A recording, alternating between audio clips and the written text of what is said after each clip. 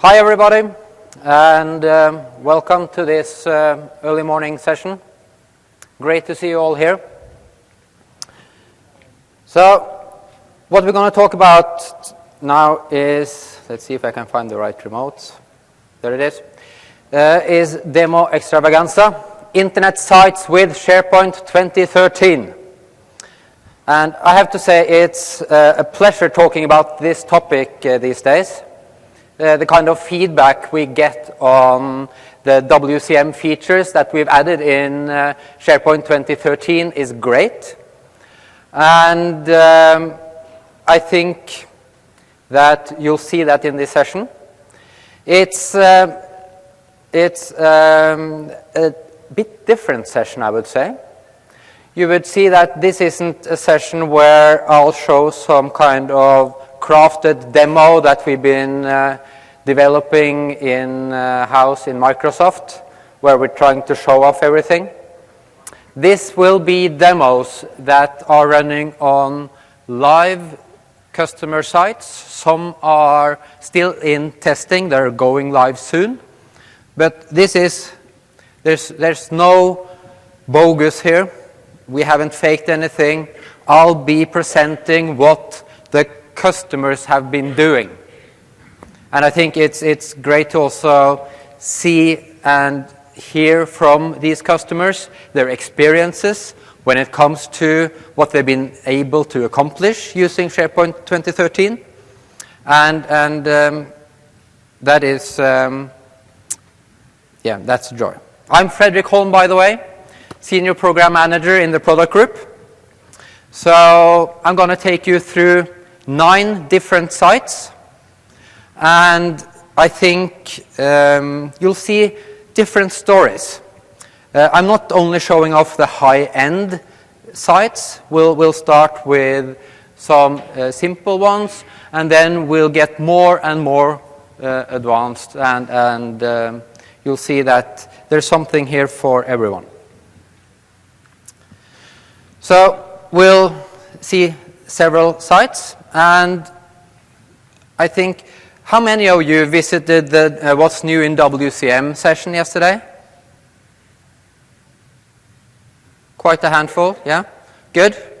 So this is really related to the WCM topic, and we'll have more sessions on this topic later during this event, and I hope that you'll join more of them. I will, in this session, focus on how our customers have been using our features. We will not go into detail on every feature. We have separate sessions for that. But the goal for me is that you leave this room feeling inspired, that you would like to do something with SharePoint 2013 on the internet. So I think this is the most important thing. I would like you to feel inspired. And also, the sites we will be going through here, a lot of the customers and partners that have set up these sites are actually in the room. So if you have questions, grab them after this session, or try to meet up with them during this event. I know several will be joining Ask the Expert tomorrow afternoon. I'll be there as well. So please reach out and get as much information as you need to get this going. So, and you'll see quite a few slides in this presentation, and I think that's good early in the morning. So let's see if we can get this up and running. Let's see. I guess not.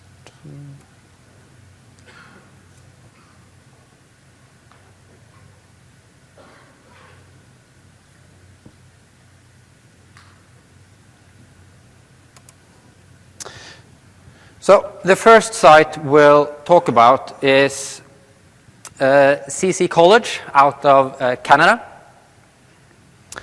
So CC College is a SharePoint 2010 customer. They use that for their internet sites today. It's they're quite happy with how it works, but they have some challenges.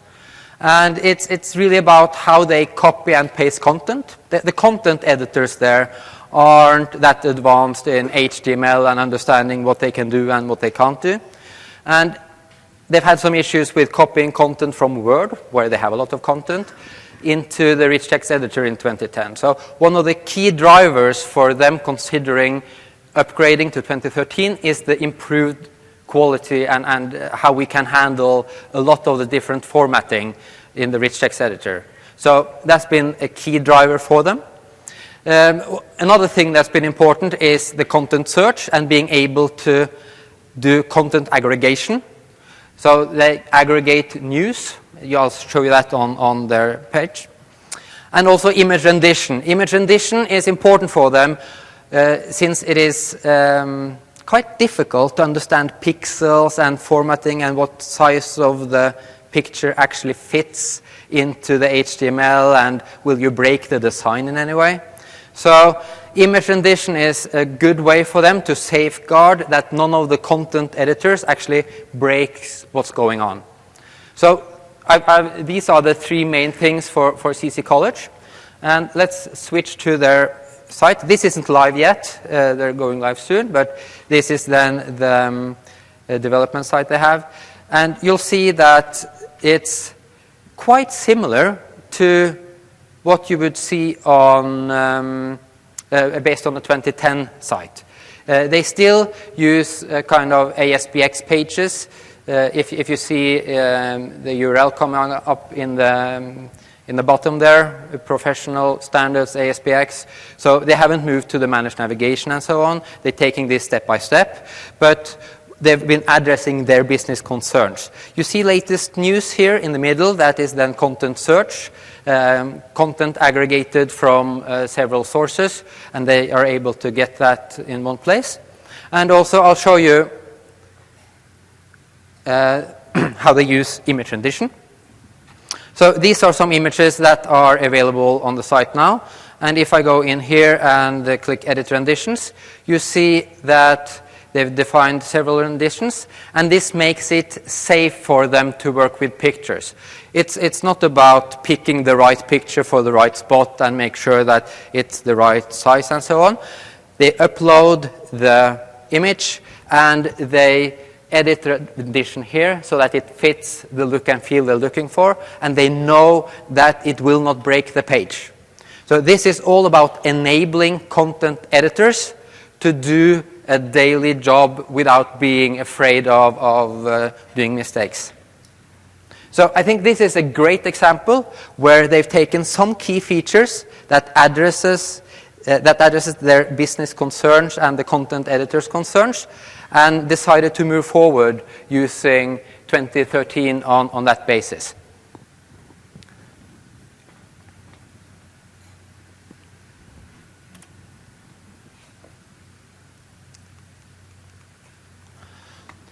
The next one we'll take a look at is Wortel.nl out of the Netherlands.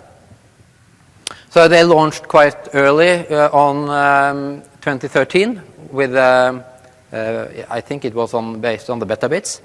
And what's been important for them is the content search and how they can aggregate content across different pages and do content reuse. They've been doing managed navigation, friendly URLs, meaning that you don't have that .aspx anymore, you don't see the pages. It's quite easy today to see what's a SharePoint 2010 site or 2007. You see pages, you see list IDs, you see ASPXs and so on. So managed navigation, friendly URL has been important for them, and they've also been focusing on the out-of-the-box design story. If you watched the keynote yesterday with the Dreamweaver story, where we now support Dreamweaver all the way, that's one of the things that they've been focusing on. So let's see what their site looks like. You'll see that we have a lot of sites to go through. So I'll give you just a hint of each of them. We'll go and look at the authoring experience for some later sites. But I'll just start with the public experience for some sites first. So this is their site. If I click on one of the blogs here, for instance, you see that in the URL it says blog and then the title. I'm not good in Dutch, so I won't try to pronounce that, especially not the G. But I hear there's some Dutch people here. But the point here is that the friendly URL provides great search engine optimization. You make sure that you get the right rating in the search engine, and also what's often presented and what people read when they use Bing and Google and so on is actually they read the URL. The title of the page isn't always what the users are focusing on. So this is a great example where they've taken SharePoint 2013 and not invested that much. They just got it up and running, and that was very, very early.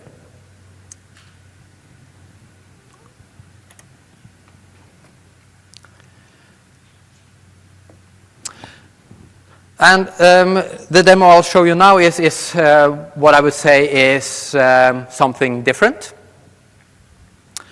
It's Atom Orbit. They've done an experience which is really surface-oriented. It's all about rich device support. It's a Windows tile UI. Actually, when you use it, and I've used it on my RT, and I've used it on an iPad, and it feels almost like a native app. And I call it WCM as an app, without actually being an app. It's running as web parts. And you can even configure it using a touch device. Have you tried to do that with web part tool panes, trying to hit the small crosses and options? That's quite challenging. But what Atom Orbit has built on top of SharePoint 2013 is some web parts that actually then makes that possible. And I think it's a great way to demonstrate how you can take SharePoint further. They build this web part on top of CSOM. They've integrated it with list. They've integrated it with search experiences. And they have mimicked actually a lot of the functionality you see of kind of the search web parts and the other web parts we have in SharePoint. So I'll show you what that looks like. Now I need to be quite concentrated. I have approximately 30 different tabs here that I'll go through. So please brace yourself. Let's see if I can find the right one here. So how they've done this is really an experience where you choose your design. And as you see, you can choose different tile designs. You have maybe the more important content in the larger tiles. That is the common way of doing it. And then the less important content. And when you've then chosen what kind of layout you'd like, and again, this is for the first panel. You can add more panels later on as well, so you can stack that vertically. You then choose a theme, and that's kind of a color theme. And then so this is what it looks like when you've added some web parts. You see on the left-hand side, we have a blog web part.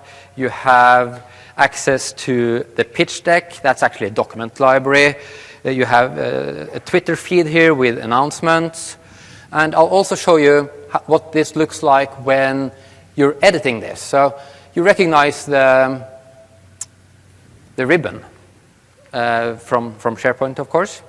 And here you then see how you can configure what blog would you like here. You can pick one of these. You can also here decide what document library should this tile be connected to. And here is what Twitter feed should you be connected to. And as you see, all of these things are actually, it's possible to configure this using a touch device. I think it's a great example on how to do something on top of SharePoint that creates a rich experience. And I'll also show you the kind of what could be the end result. I wasn't able to get my touch device connected here now, so I think you can have a demo of that later on. Atom Orbit is here, so please let me know if you'd like to see that touch device experience later on. But what you see here is then the first tile, you move on to the next one, where you have some links, you have an event, some data from Bing, and you also have the document library, for instance. And if I click here on the document library, I have access to the documents. So all of that is a very nice, touch-friendly experience. Let's see, and I'll just show you this one as well, where you can edit my view, which means that you can edit the view you'll see as an individual versus editing it for all users. So it's a great experience built on top of the SharePoint stack.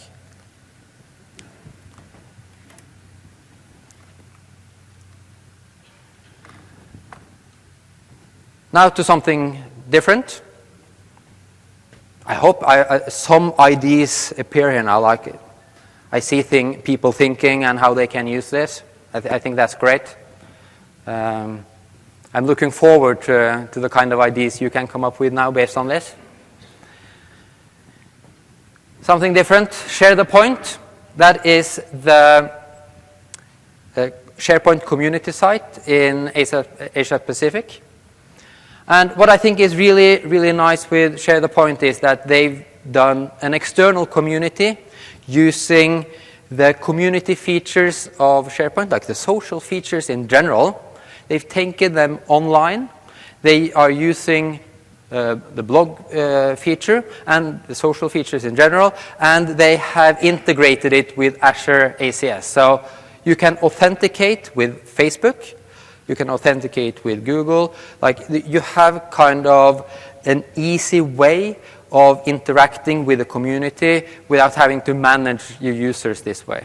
And as I told Debbie, that's behind this earlier, or as I told her that yesterday, that I've actually gone there on the community site and answered some questions yesterday. Some good questions there in the SharePoint community regarding our new features. And I just authenticated using Facebook. So let's see what that looks like.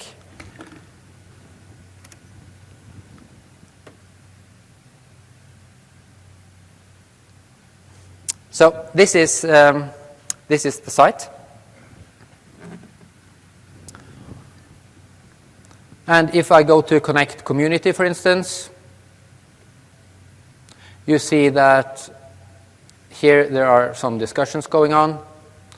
If I go to translation of site contents, you see that I've commented some there. I could also sign in. And I'll sign in using Facebook. And what you see here is, let's see, what you see here, since I now signed in, I can reply to this. Very easy. They also use the blog feature. And so I think that's great. And also how they drive the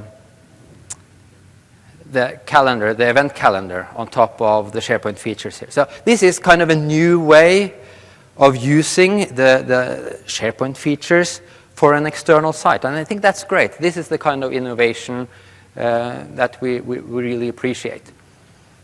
And I think also what's key here is that it's not much of a maintenance necessary to run this, since it's integrated with Azure and the community is self-sustained. I think that's a great site. I definitely suggest that you go online there and look at this. And again, think how can you do something that's community-driven if you have those business requirements.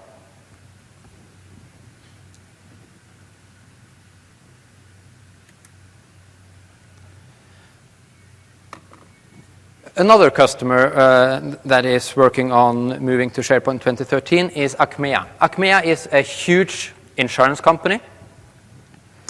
What's been important for them is to standardize on using SharePoint 2013 for all their sites. They have hundreds of sites.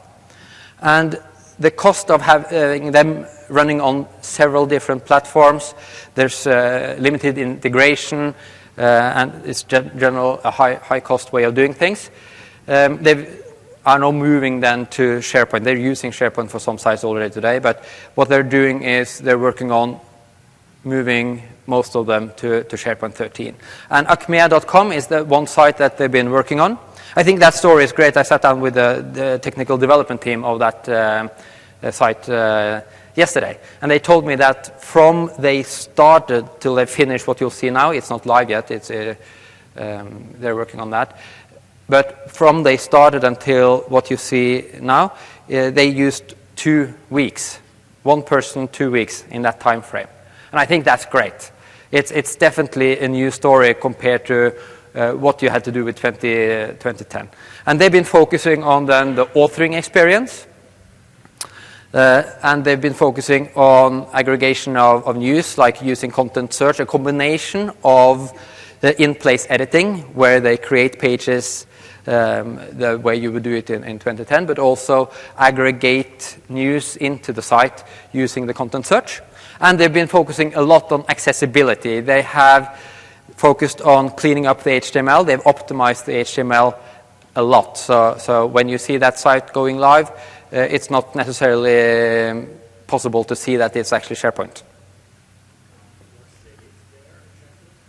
Pardon? What state is there exactly for improving accessibility? So the question was what they've done to improve the accessibility. So what they've done is they've moved a lot of it for a server-side rendering. So, but we can do more of that also in the Q&A and also during Ask the Experts tomorrow. It's a good discussion. So, and also as a part of the accessibility, let's see if we can actually show you this. So this isn't live yet, but I've been given access to it, so that's great.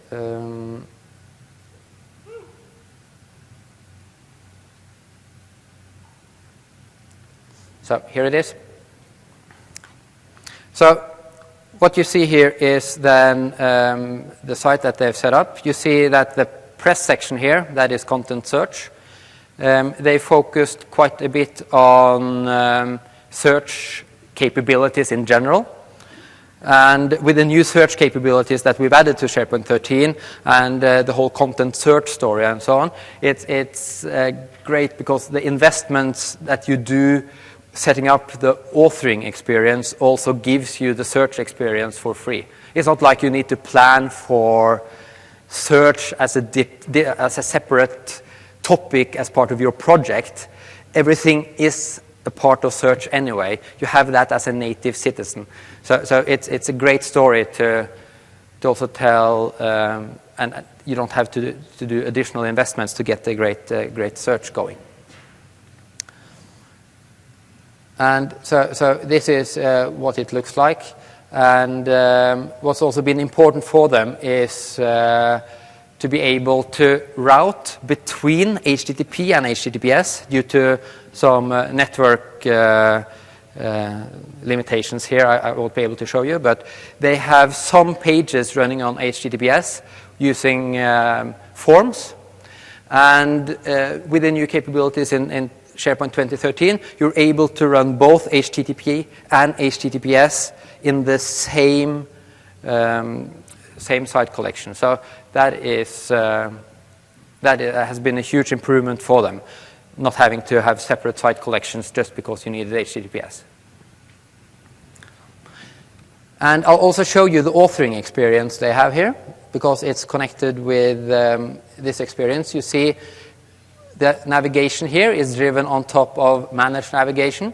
So if I click on, for instance, governance, you see corporate governance is appearing in the URL.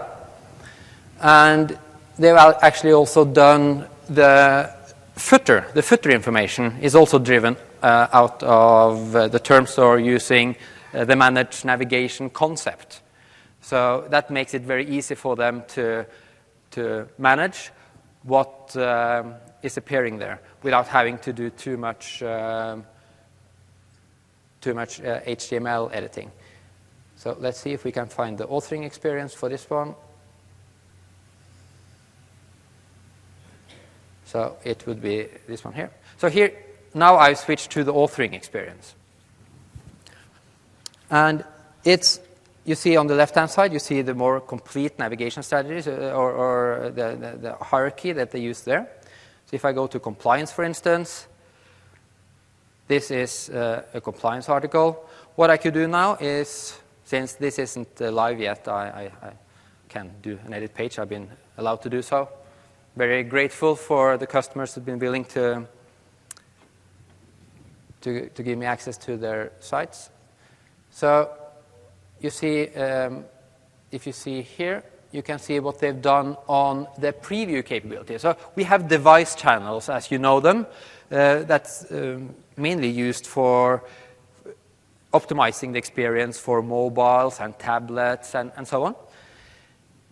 But Acmea, they have chosen to use the device channels to do preview because you see here is kind of a rich experience. It's you have the complete CSS from SharePoint. You have the ribbon available. It's kind of a different experience versus what you would expect for a public-facing site. And back to what optimizations they've done. They've removed that on the publishing side. But still, when you're doing the authoring, you would like to see what does it actually look like when you publish it. So if you see here, you have the preview. And so here you have authoring and default. So if I now click default here, this should now open in a new window. And I need to allow this, always allow. Let's see if it loads.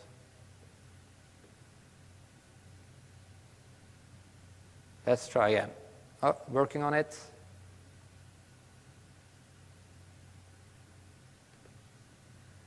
Let's see. Let's try again.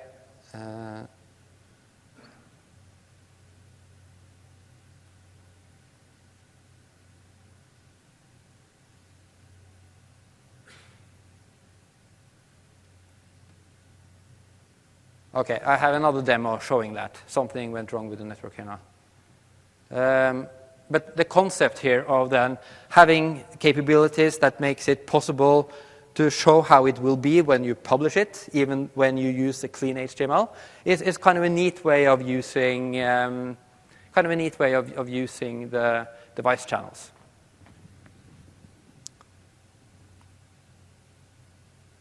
They're also using image renditions.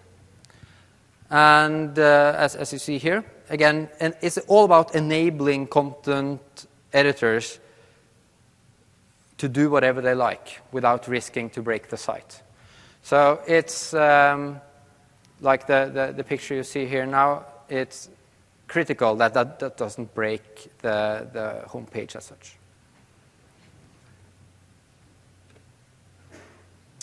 Let's see.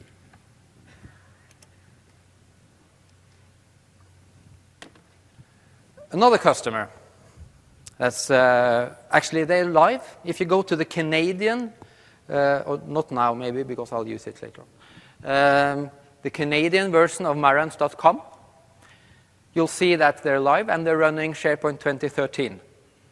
And I guess it's not an experience there that you would expect from SharePoint in general. I think it's a great site.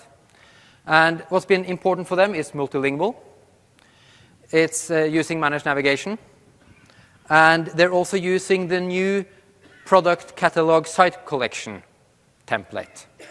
So the product catalog site collection template is all about being able to, in an easy way, publish structured information. And they are powering the whole product catalog of the Marantz site then through this site collection. And they have then the separation. They have one site collection which is based on the product catalog site collection template, and then they have one site collection that is based on the publishing template. And that is the one we'll be accessing. So let's see if we can take a look at that. And I think it's great to see sites like this. It's quite different from how you would think of SharePoint in general. Look at this. I think this is great. So you see the address there, the canadianmarines.com. So D&M Holding is looking into moving a lot of their brands onto SharePoint 2013. And when you see here, this is then served from the data lives in the product catalog and is connected through search, cross-site publishing, to the publishing site collection, where it then appears here. And if I click on this item, you'll see that in the URL, you see Blu-ray and then the number, and you see the details here. They're also looking into adding recommendations here, since in SharePoint 2013, out of the box, we have recommendation engine. And with a recommendation engine, I mean the experience you expect from any kind of online shop. And that is all about users who bought this, also bought these items. You've probably seen that as part of Amazon for a long time. We have that now available out of the box in SharePoint. And we use that for these scenarios, but we also use it actually for the productivity scenarios. But this site got live last week, so this is quite fresh actually. And I'm quite a fan of this site actually, with the look and feel and the richness that they've done on top of this.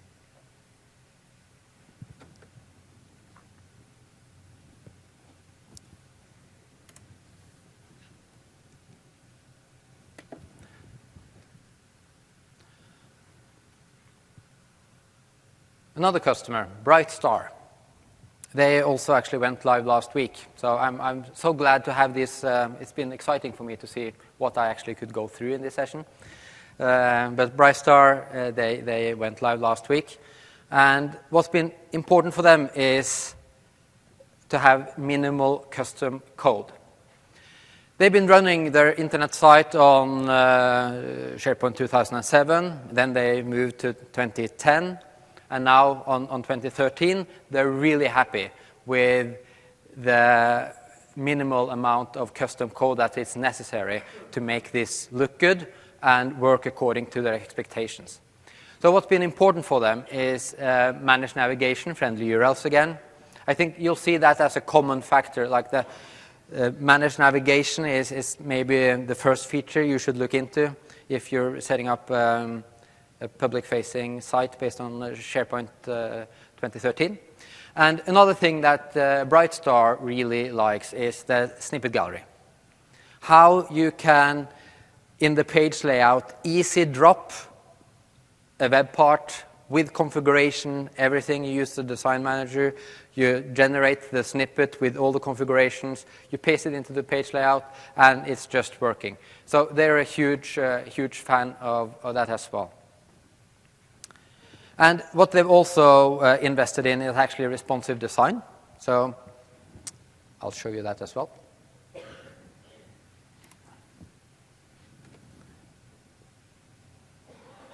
No, so that was not the one.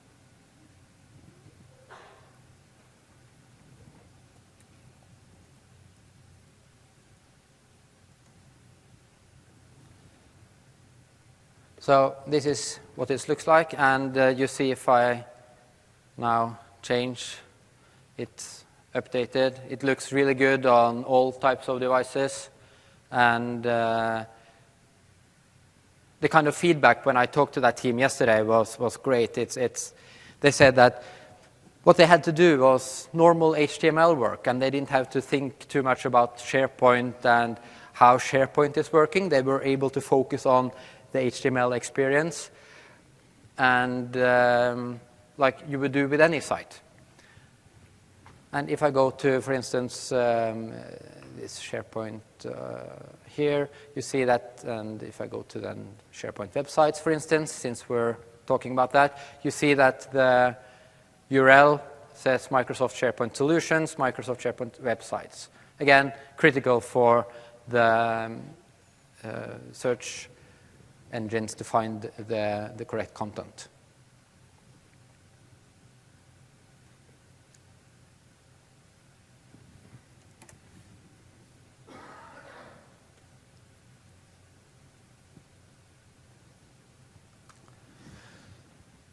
So another huge customer is Jones Lang LaSalle. And Jones Lang LaSalle is a huge global company. It's they're all over the world. You find them in Russia, you find them in Europe, Poland. They have a lot of offices in the US. And they have 500 marketeers. So they had a session on the business objectives and so on, all this yesterday. So that's a session you could watch as well if you'd like to do so later on. But what's been key for Jones Lang LaSalle is really to enable these marketeers. They would like a self-service solution where the marketeers do everything themselves. What's also interesting is that they have 80% content reuse. Like the single marketeer is only producing 20% of the content themselves. Rest is actually federated across the whole topology, the whole company. And the kind of capabilities we've added in SharePoint 2013 really made that possible for them. What's also been important for them is the mobile device experience. And the responsive design I showed you for Brightstar, that wasn't suitable for the needs they had. They, again, wanted the marketeers to be able to control what would be displayed in the mobile device, the tablet device, and in the laptop experience. And you can't ask marketeers to understand CSS3 and do advanced HTML programming. So what they've done here, I'll show you that, is a very nice add-on on top of the device channel experience where the marketeers can actually choose what web parts to display in what experience. And what they've also done is content targeting. And with content targeting, I'll show you an example of that as well. What's important there is to push the right content to the right user based on their intention. Meaning that when we access the site, it could very well be that we'll see different things. I'll show you a simple example of that as well. But that is kind of mind-blowing when it comes to what we can do on top of this platform. This kind of content targeting, personalized experience, only the imagination is blocking us for creating great personalized experiences. So let's see what this looks like.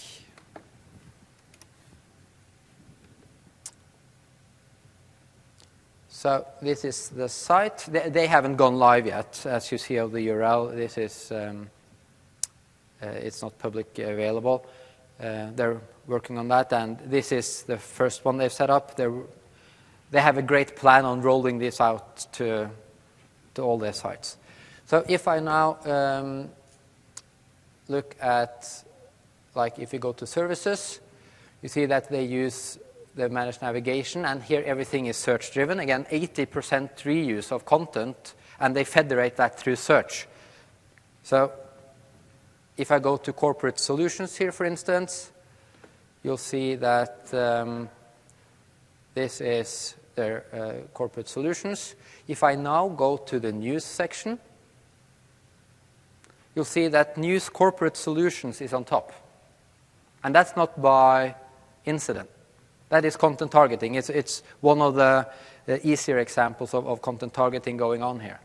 So they're pushing what the news they think I'm interested in. If I can show you, if I go to energy and sustainability, for instance, and I go back to news,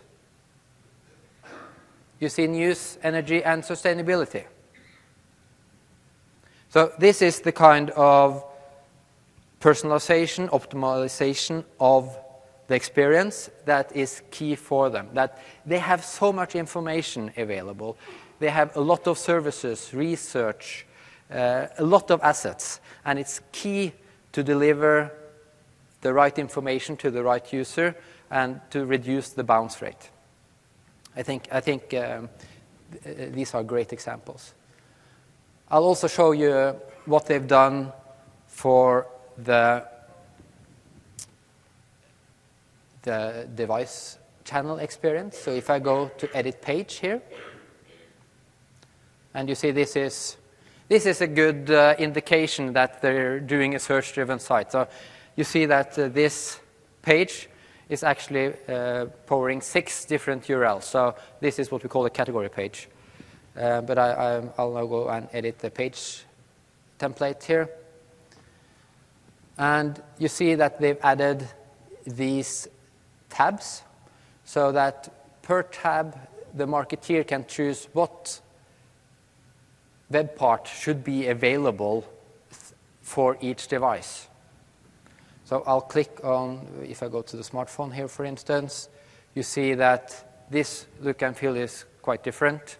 And they have then a good self-service model for a marketeer to decide what should my experience look like on the device, like smartphone, tablet, the normal PC. So I think that is a great example of how to empower the end user, what they've done on top of the device channels here, how to empower the users to then optimize their internet presence. And actually the marketeers in JLL, I don't have that kind of access into this system because this is going live soon. But what they've also done here is they've enabled that kind of content targeting for the marketeers. So it's not, you don't have to involve IT to decide what content should be served to what user segment. The marketeers can do that themselves. I think it's a great story.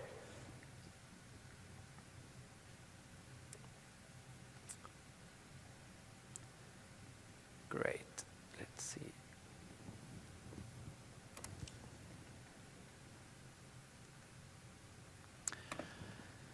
So the last site we'll talk about, and I have a lot of access into this site, so I can show you quite a bit here actually, is Mavention.com. So Mavention.com, they launched, I think, a few days after Beta 2 was available. So they've been live for quite a while. And they have been very particular on what the HTML should look like. They decided to go for the responsive design approach, and the accessibility was key for them. Extremely important that the HTML was clean. So if you go to Mavention.com later on and do the view source, you can look through it, and I think it's difficult to actually see that it is SharePoint. What's also been important for them is multilingual.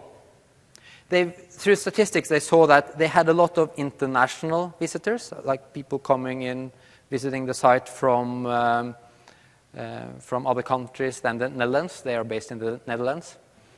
And a lot of these users bounced. So they decided that we need an English version of the content. And since it's quite time-consuming to do this kind of translation, they were very, very happy with the support we've added in SharePoint 2013 when it comes to how you can export XLIFF packages, hand them over to translators. The translators and the agencies they work for receive that package and they nod because they recognize the format. It plugs directly into the tools they're using on a daily basis. So they can then do that translation. They send a package back, you import it, and you have the translation there.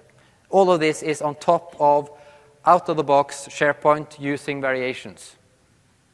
Nothing customized there at all. And I know that for Mavention, that was a key feature to get a multilingual site up and running. They don't have in-house translators, and the manual work of trying to coordinate that content is too much. But now they just send off a package, receive a package, import it, and it's working. And they've also done content targeting. What's been important for them is to see who's potential customers, who is potential employees, like potential hires, and also they're targeting with content the visitors with particular technical knowledge. Mavention is actually a great site to visit. They have in the blogs there. I'll show you in a minute. In the blog session there, you'll actually see what they've done. They wrote down the whole recipe on how to set up this site. So it's a great site to visit, and it's a good a good recipe on how to do this from scratch, actually. So let's take a look at the Mavention site.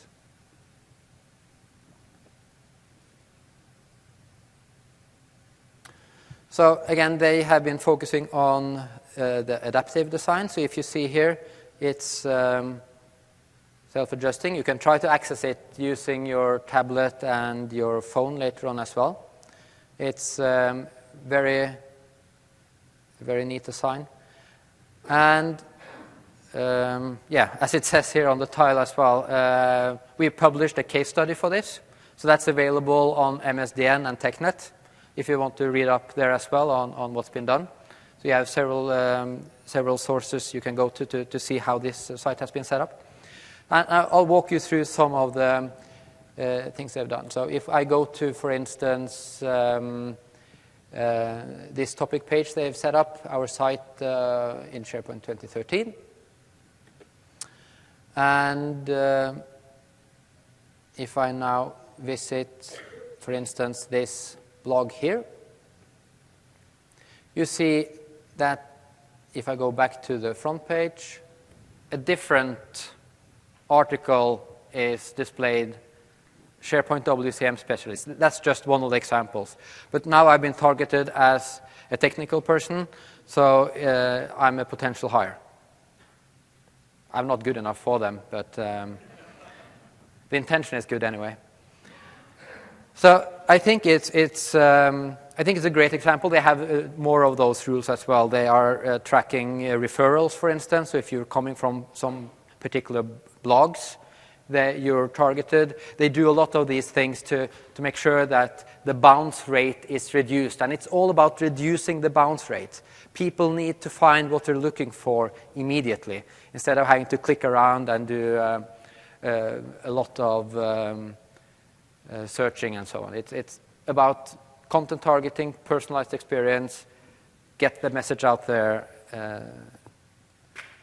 in the first try. So another example, and I think I'll go back to this one here, is if I go to the, I think they have a tile here. Let's see.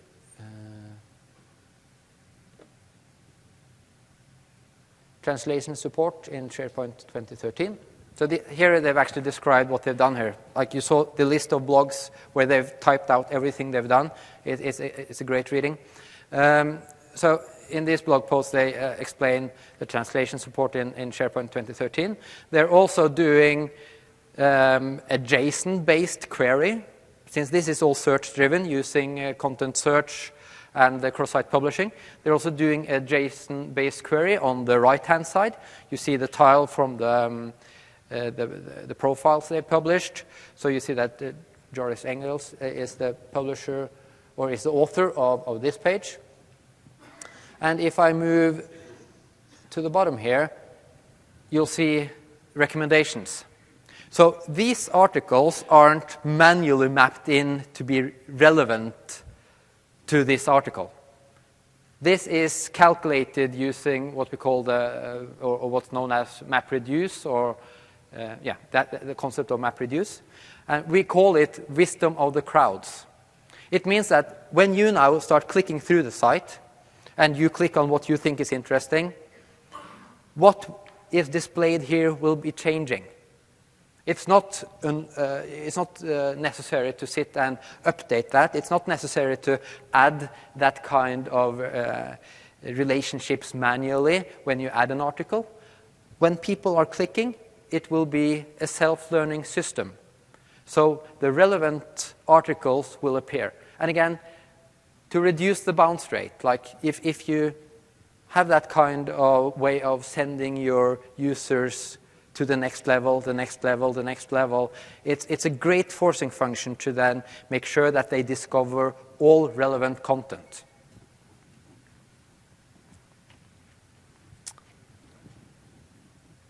They are also using the image rendition feature. So if I click on this picture here, you see the full-blown size where you actually can see what they've done when setting up variations.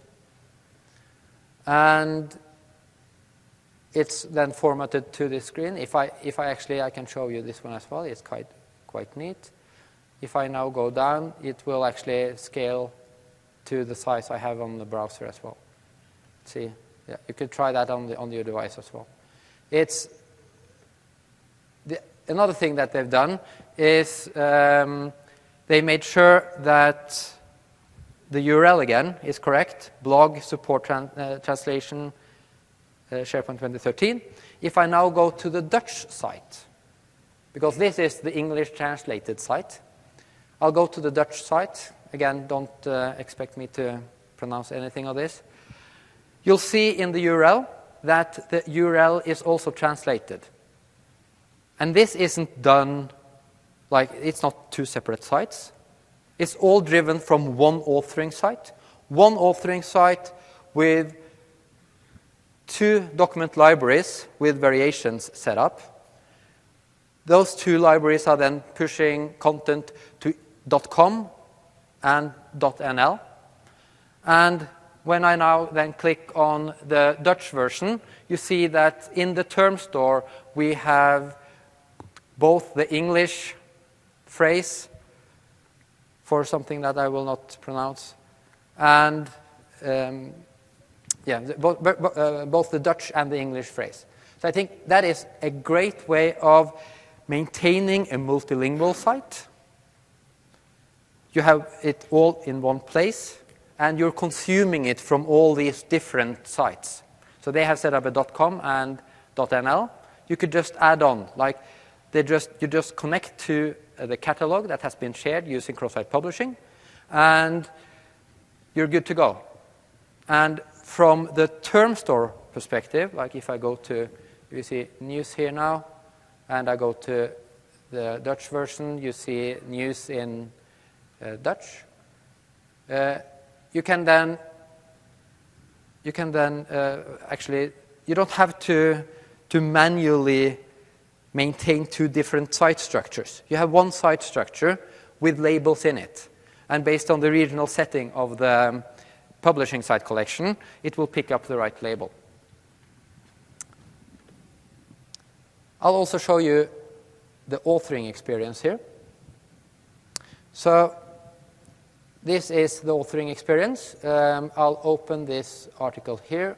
Oops, that timed out my login. Let's see if I can remember my credentials here.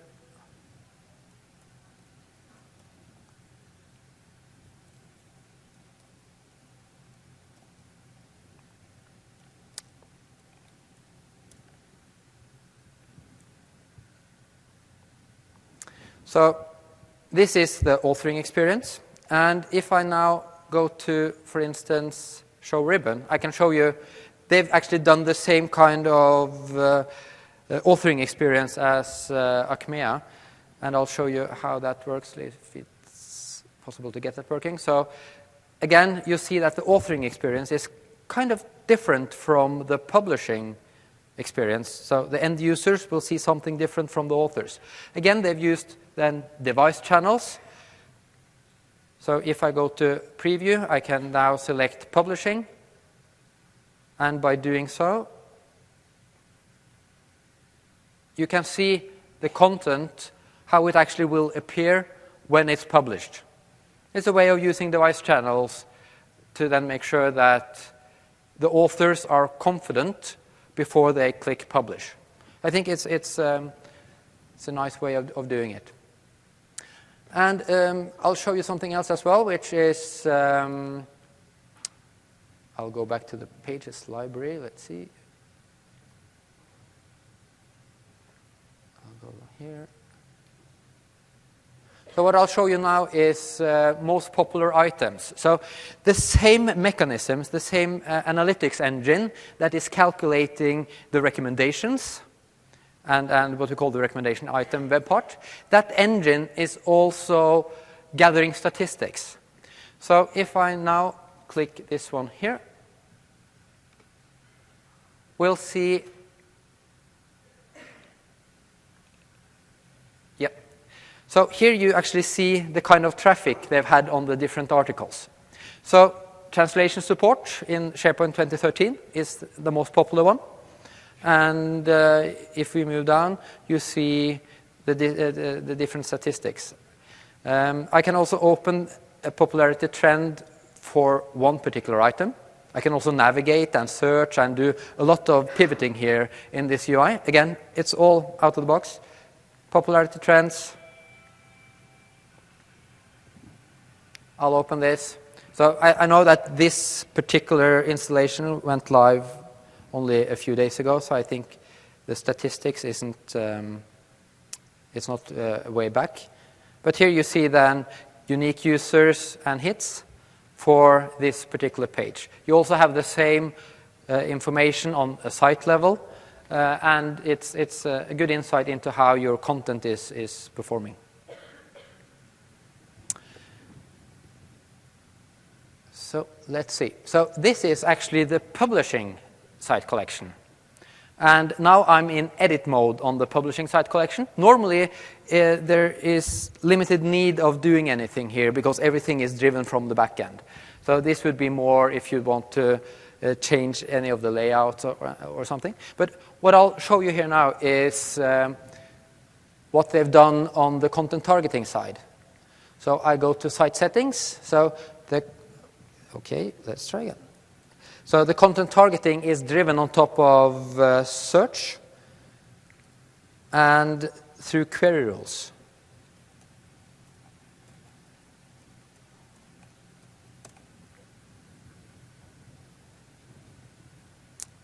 Here we are.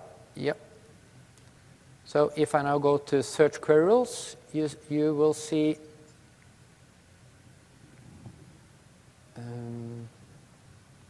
all sources.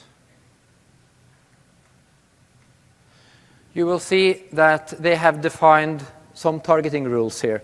Mavens to be. If I open this one, I'll just show you what it looks like.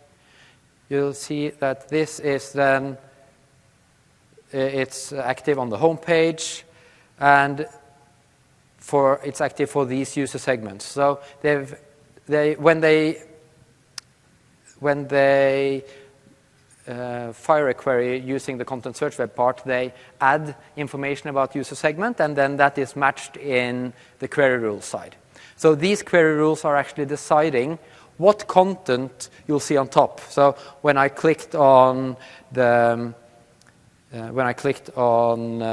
blog and was flagged as a technical resource, this is where all of that is happening. It's happening actually in the back end. So it's a very, very flexible way of managing your site without having to do any structural changes.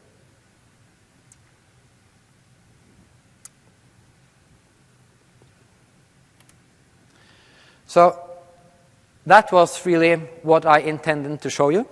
I hope that you've gotten some inspiration on what you can do with SharePoint 2013 for internet sites.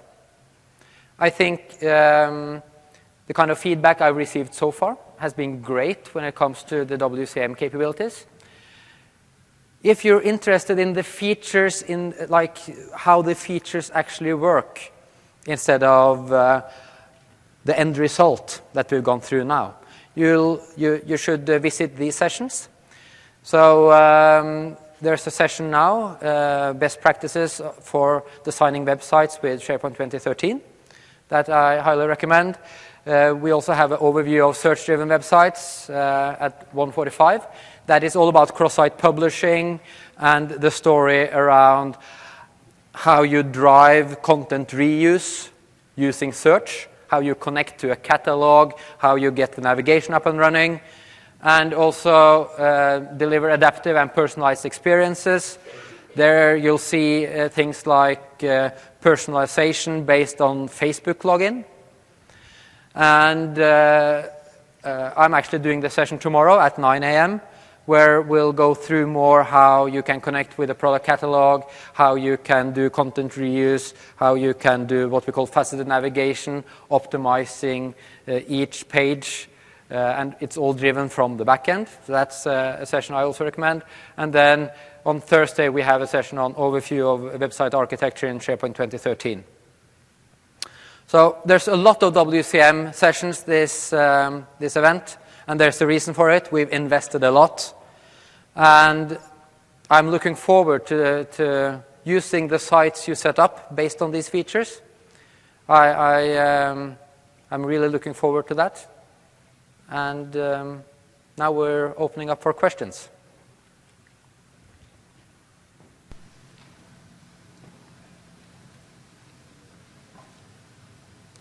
Yeah, and please send in your evaluations. Yeah. Yeah. If you use the mic, that would be great. Thanks. Okay. This might be a pretty basic question, but what is this managed navigation? How is it set up, and how does it work? So managed navigation is driven from the term store. And in the term store, you have that structure where you then decide what ASPX page should be associated with what URL. So if you want to see that in detail, the search-driven session, back to what I just, the session on the SPC 180, overview of search-driven websites, they will go through that in detail. So I highly recommend that session to have a look at managed navigation.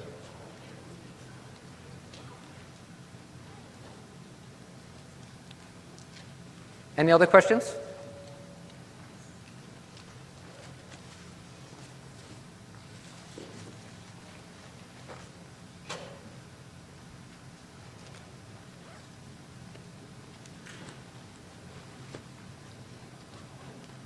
Hi, which session did you recommend for the gallery configuration? So the snippet gallery? Yes. I would do the Tuesday best practices for designing websites, the session that's following this session. So SPC 019. Okay, thank you. Yep.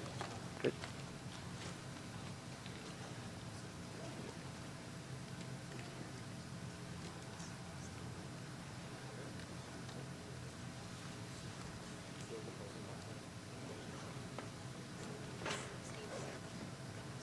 Okay, great. Thank you all.